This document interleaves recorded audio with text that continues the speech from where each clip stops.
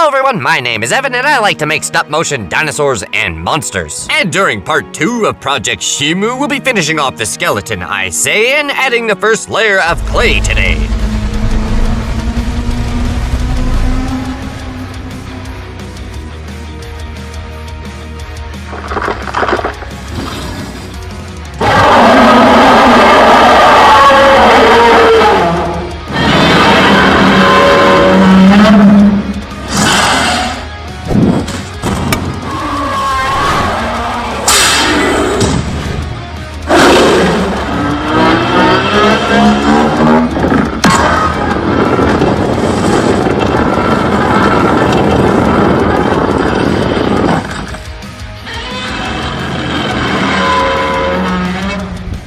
The first order of business in this video, I say, is getting the skeleton out of the way. Then we'll finish off the spikes, I say, which happens to involve a lot of dry brushing, I do say. Then we'll play with the plasticine clay. And as I create this Ice Titan today, we'll be learning more about this fantastic Shimo, I do say. So, my avid kaiju enthusiast, one could say I have a legendary video for you all to see today. As the hype increases to the release date of Godzilla x Kong: The New Empire, which will be the latest and 5th entry in the Monsterverse, it only seems right to continue our deep dive on this legendary titan Shimo. And she will be having her first appearance on the big screen this week. So without further suspense, strap on your wetsuits because we're diving into the mysterious world of the Hollow Earth and how Shimo ties into this new film. So, is Shimo the most powerful titan of all time?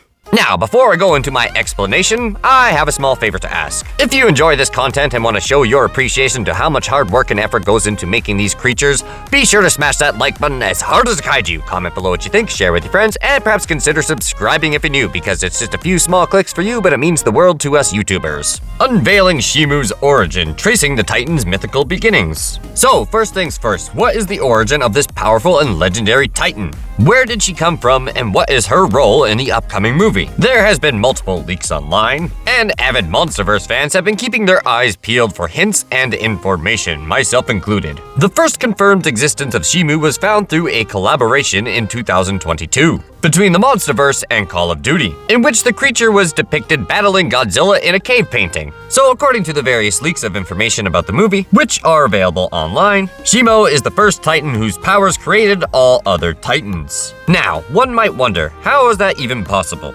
That's because Shimo might be a kaiju from outer space. That's right, viewers, we're dealing with an alien that possibly has the powers to create monsters like Godzilla and King Kong, along with some other colossal beasts such as King Ghidorah and Mothra. And I think it's safe to say they're monstrous enough to scare anyone's pants off. So I would imagine the mother of all Titans is at a whole nother level in comparison to most of them. Most of the information can be credited to leaked scripts as well as trailers, and from people who attended test screens, who are people just pulled off the streets to attend movies, so that the production team can evaluate and test the response of the movie watchers. These are events where even the popcorn stand attendant gets to be a movie critic. So according to the insight from the test screening and scripts, Shimo might even be a hitchhiker from the red planet Mars. Better move over, Elon Musk. That's right, Mars now has its own kaiju. However, all the information that we do have online, the origins of this mysterious beast have yet to be determined with 100% certainty. I guess we'll just have to wait and see the film.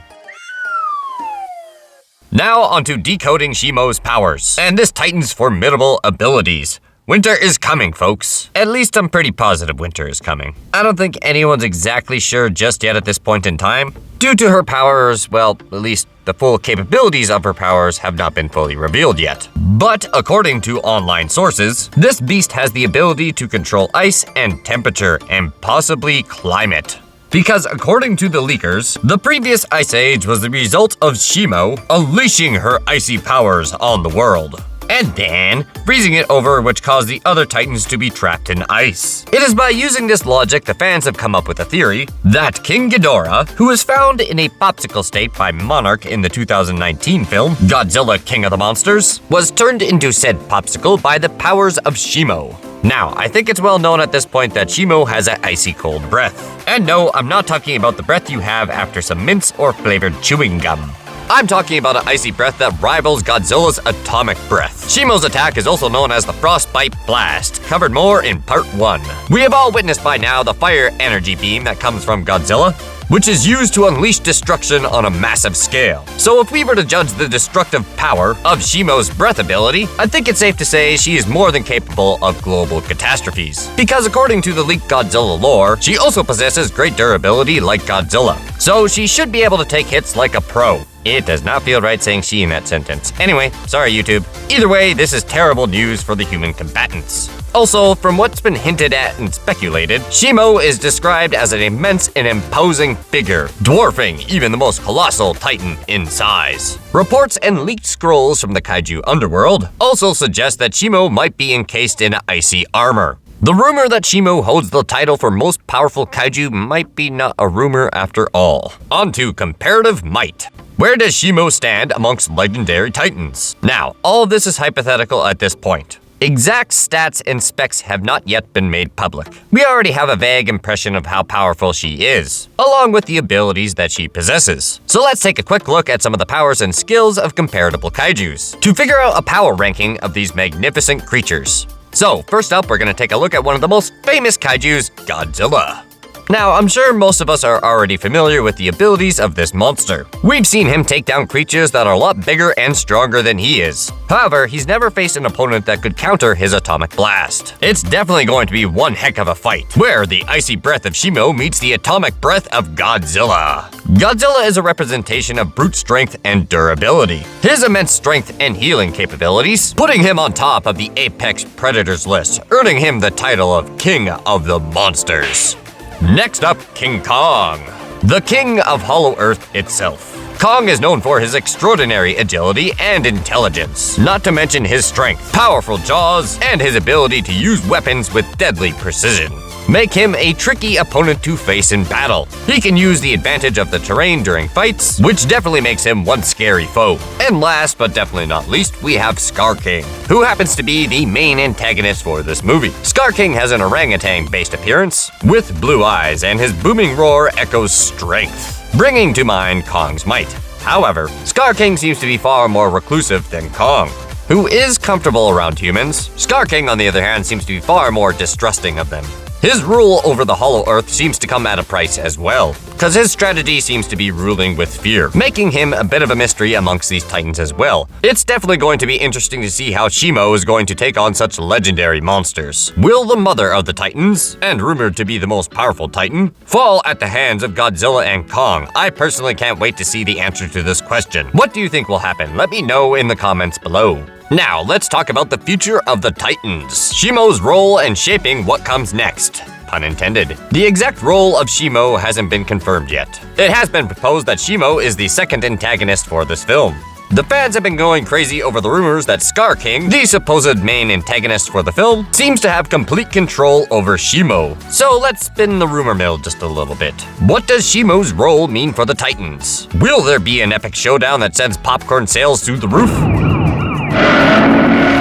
Or are we in for a tag team effort, where Godzilla and King Kong become the unlikely duo of the century? Now, one thing I'm hoping to see is Shimo breaking free of those chains and, well, maybe fighting back against Scar King, thus teaming up with Godzilla and King Kong. And, well, some of you seem to think that Shimo may or may not actually make it, which we were discussing in some of the live streams. Which also seems like it could be a good possibility, although I personally hope that's not the outcome. Or, possibly, in a sudden twist, will the Scar King team up with King Kong and Godzilla? Maybe a reversal role, who knows? One thing's for sure, with Shimo on the scene, the outcome thus far is about as predictable as a roller coaster through a hurricane. And that concludes everything about, well, basically the new empire that I've been able to dig up for Shimo. One thing is definitely certain, I'm excited to see the outcome of this film either way. And I'm definitely looking forward to figuring out how Shimo fits into this whole puzzle, which will obviously be, well, part 3 of Shimo, so stay tuned for more monster fun because Good Friday is on the horizon. Now it's time for the build rundown.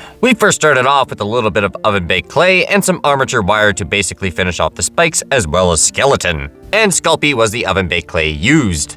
Not sponsored. Then there was a lot of painting. There was some spray painting and a ton of dry brushing, essentially getting that, well, purple rainbow effect that you kind of see in those spikes. I probably spent at least a good 11 to 12 hours, if not more, just working on those. Now, I'll admit my painting skills are kind of subpar, but honestly, they've probably improved quite a lot with this project. I'm surprised how well that actually all turned out, so yeah. pretty cool. I'm impressed even with myself, and I think a lot of you guys think the spikes are pretty cool if I don't say so myself. Anyway, enough of tooting my own horn. Essentially what you do to dry brush things is essentially use very, very small amounts of paint. Most of it you basically want to actually wipe away on a cloth or a paper towel, and then just use the remnants on the brush and hitting all the high spots, and essentially you can kind of blend things in over time. And I also added the first layer of plasticine clay. But there's plenty more on the way, I do say. Stay tuned for part 3, soon to be on the way. Be sure to like the video if you enjoyed the content, comment below what you think, share with your friends, and perhaps consider subscribing if you're new. Anyway, that's enough from me. Till next time, take it easy.